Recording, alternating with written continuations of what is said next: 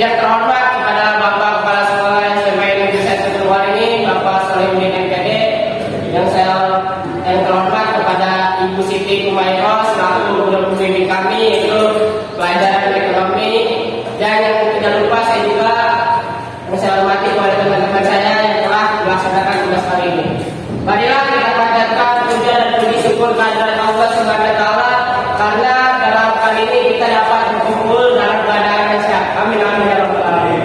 Salawat serta salam marilah kita tunjukkan ke Nabi besar Muhammad karena beliau adalah kami ke-8 hingga zaman terang. Sebelumnya alangkah baiknya kita memperkenalkan nama anggota terlebih dahulu. Dengan saya sendiri, saya sebagai moderator, yaitu nama saya adalah Muhammad Abidal. Saya Rasya, nama saya Tirti, saya Muhammad Fatih Ali, nama saya Ayatullah, nama saya Gerardo.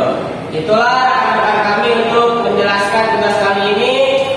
Di Indonesia banyak sekali setiap negara ingin melakukan kerjasama. Kenapa setiap negara melakukan kerjasama? Karena adanya 3 faktor. Yang pertama adalah sumber daya alam, sumber daya manusia, dan sumber daya ekonomi. Pasti setiap negara itu masih kekurangan salah satu, sehingga ketiga hal tersebut masih belum memadai di setiap negara. Bahkan dari itulah setiap negara ingin melakukan kerjasama karena 3 hal tersebut masih belum memadai. Maka dari itu kami dari kelompok 1 ingin mempresentasikan dengan tema partnership of dengan ini adalah kerjasama saling menguntungkan setiap negara. Nah, selanjutnya saya ingin mencari pendapatnya di antara kalian bagaimana sih perekonomian Indonesia saat ini. Untuk yang ingin menjawab pertanyaan tersebut dari saya, silakan untuk berdiri. Baik, saya punya pendapat. Ya, pendapat saya dalam perekonomian Indonesia masih rendah karena Indonesia masih kekurangan teknologi sehingga produksi masih rendah. Baik, itu saja. Terima kasih. Ya, terima kasih untuk Muhammad Fatih Ali. Memang negara kita ini, negara Indonesia masih kekurangan teknologi. Untuk Indonesia harus melakukan kerjasama di setiap negara. Selanjutnya yaitu dari untuk menjelaskan apa sih bentuk-bentuk kerjasama setiap negara. Untuk baik ya. Baiklah, saya akan menjelaskan macam-macam kerjasama ekonomi. Yang pertama ada kerjasama ekonomi bilateral, yaitu kerjasama ekonomi yang hanya 2 negara saja. Contohnya seperti Indonesia dengan Arab Saudi. Yang kedua ada kerjasama ekonomi multilateral, yaitu kerjasama ekonomi yang lebih dari 2 negara. Contohnya ASEAN dan Uni Eropa. Yang ketiga ada kerjasama ekonomi regional, kerjasama ekonomi yang hanya satu kawasan seperti ASEAN hanya dengan negara-negara ASEAN saja, dan sebaliknya Uni Eropa hanya dengan negara-negara Eropa saja. Yang keempat ada kerjasama ekonomi interregional. Kerjasama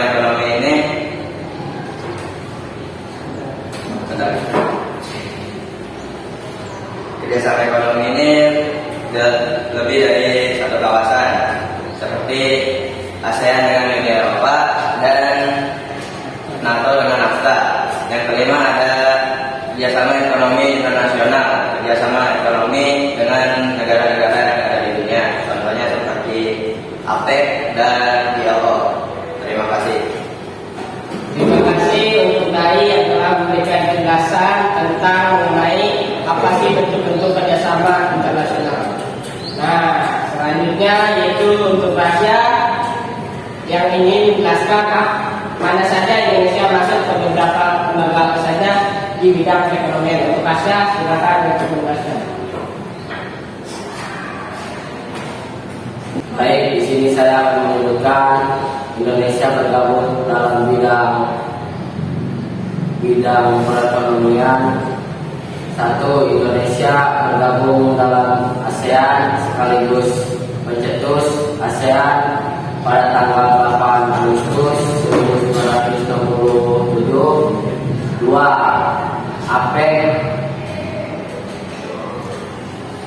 APEC berdiri pada tanggal 1989 di Canberra, Australia. 3. WTO berdiri pada tanggal 1 Januari 1995 bermarkas di Genua, Swiss. 4. ILP berdiri pada tanggal 27 September 1945 dan berkedudukan di Wellington dan Indonesia bergabung tahun 1967. Terima kasih untuk Nasya yang telah menjelaskan mana saja Indonesia bergabung dengan lembaga bidang perekonomian. Tentu Indonesia itu banyak sekali yang mengikuti bidang perekonomian. Salah satunya adalah ASEAN, APEC, IMF, dan WTO. Itulah yang tadi dijelaskan oleh Nasya. Nah, selanjutnya yaitu melamar adik-adik. Silakan untuk menjelaskan terkait materinya. Untuk melamar adik-adik silakan. Oke, selanjutnya saya sendiri akan menyebutkan peran Indonesia dalam lembaga-lembaga bidang ekonomi. Yang pertama, peran Indonesia dalam ASEAN yakni melakukan kerjasama di sektor industri, salah satunya ASEAN Aceh Fertilizer. Yang kedua, peran Indonesia dalam BULO yakni memberikan sumbangan pemikiran dan tindakan untuk mengatasi masalah perburuhan. Yang ketiga, peran Indonesia dalam IMF yakni untuk menggalang kehadiran suatu sistem keuangan internasional. Yang keempat, peran Indonesia dalam AFTA yakni menjadi tuan rumah G20 dengan membahas perekonomian global.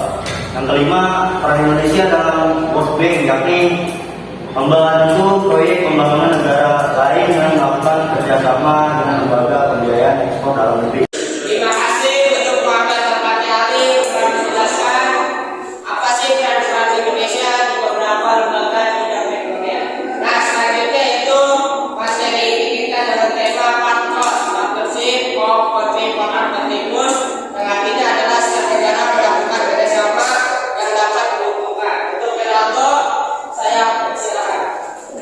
Oke, jadi setiap negara itu saling mendapatkan keuntungan dan sudah disepakati dari awal. Contohnya yang pertama dari Indonesia bekerjasama dengan Cina, yaitu Cina melakukan ekspor barang sejenis elektronik kepada Indonesia sehingga akan mendapatkan keuntungan yang bersamanya di bisa negara.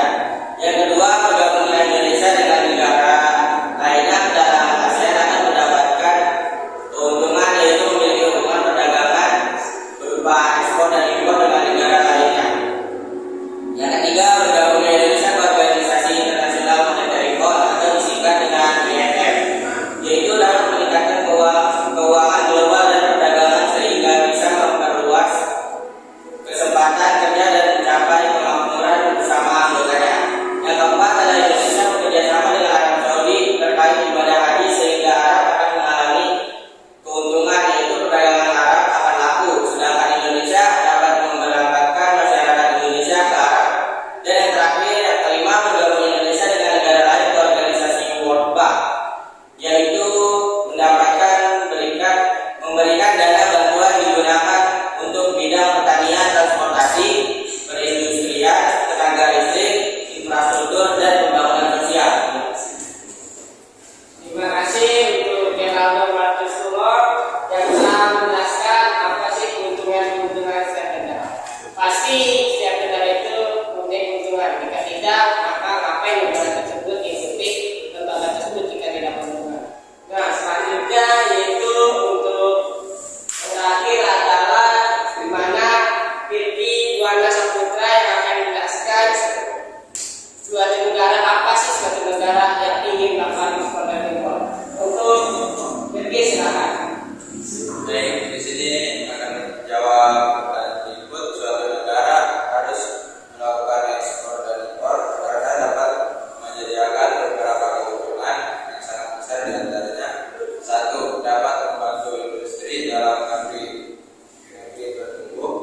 Dua, untuk menjalin kerjasama perdagangan dengan negara lain.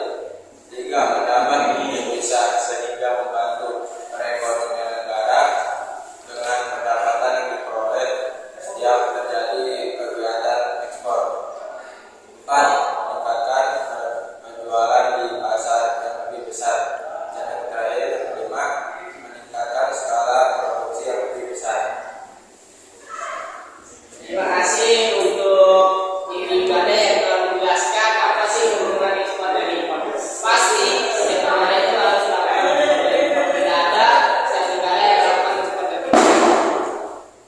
Nah, yang terakhir acara kita bersama tentang tema saya akan menyimpulkan kegiatan kali ini dengan tema paspor. Jadi kesimpulannya, kerjasama internasional adalah yang dimana kerjasama yang melakukan hubungan-hubungan di bidang perekonomian. Setiap negara pasti melakukan kerjasama karena setiap negara tidak ingin melakukan kerjasama atau pasti ingin melakukan kerjasama. Tidak ada setiap negara yang tidak ingin melakukan kerjasama karena setiap negara itu tidak memadai, ya. Misalnya Indonesia kurangnya teknologi, terus Jepang pasti kekurangan bahan baku. Nah, dari kedua negara tersebut, yaitu Indonesia membutuhkan teknologi, sedangkan Jepang membutuhkan bahan baku. Nah, itulah kesimpulan. Selanjutnya kesimpulan saya juga bahwa kerjasama internasional ini sangat memberikan dampak bagi masyarakat Indonesia, bahwasanya jika melakukan perekonomian tentu Indonesia akan lebih maju perekonomiannya, karena untuk saat ini memang perekonomian Indonesia masih sangat rendah dan kita sebagai penerus bangsa generasi Z harus mempunyai meningkatkan perekonomian negara. Nah, saya mengingatkan yaitu bangkitkan perekonomian, bahagia warganya. Coba bareng-bareng ya. Oke. Bangkitkan perekonomian, bahagia warganya. Saya sebagai pelajar Indonesia generasi Z dalam bidang perekonomian agar masyarakat dapat maju. Yang tentunya ingin menjadi negara Indonesia yang lebih maju. Saya sangat senang dengan adanya kerjasama internasional. Yuk kita sebagai penerus bangsa Indonesia Harus belajar lebih giat lagi agar negara kita Indonesia akan menjadi di masa depan nanti. bangkitkan perekonomian, bahagia warganya.